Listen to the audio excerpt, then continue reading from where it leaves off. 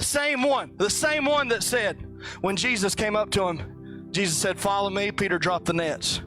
The same one that said when they were out fishing the first time and Jesus said, launch your boat out into the deep. Launch it out into the deep. Man, it's just a bad night to fish. It's a bad night to fish. Launch out into the deep. Puts the nets down, the nets break. The nets break because there's so many fish. Peter falls before him and says what? Depart from me, I'm a sinful man. The same Peter that said, we've forsaken all. We've left our families behind. We've come to follow you. What's in it for us? The same Peter that said, bid me come. The one that was in the boat. The one that was in the boat and said, bid me come. And Jesus said, well, come on, Peter. And he starts walking. That same one. He starts walking. He hears the wind. And he takes his eyes off Jesus and he starts to sink. And he says, Lord, save me. And Jesus picks him up and says, oh, you of little faith. The same one that was on the mountain when Jesus appeared with Moses and Elijah and said, oh, it's a good thing that I'm here because we can build 3 tabernacles for all of you.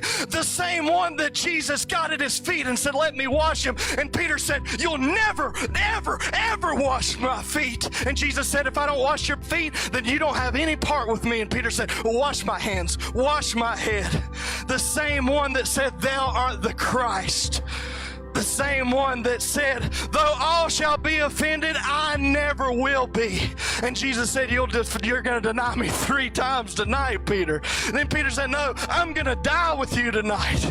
The same one that draws out the sword to cut off Malchus's ear. The same one that went to the bitter end to watch Jesus as he was turned over, denied him 3 times at the campfire. The same one, after Jesus died, said, I'm going back fishing. I go a-fishing. The same one that was in the same boat that heard the same voice say, Peter, children, that's what Jesus said. Children, have you any meat?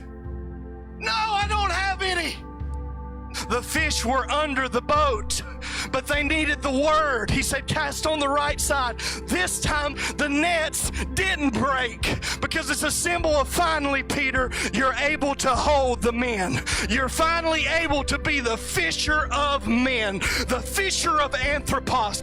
Oh, man, he comes up to the campfire. Jesus has already got fish on the campfire, and then Peter goes to help them get the fish in, and he says, bring those fish too, and we'll have a little breakfast here. And then he says, Peter, now that all this has happened, do you love me? Do you love me? Do you love me?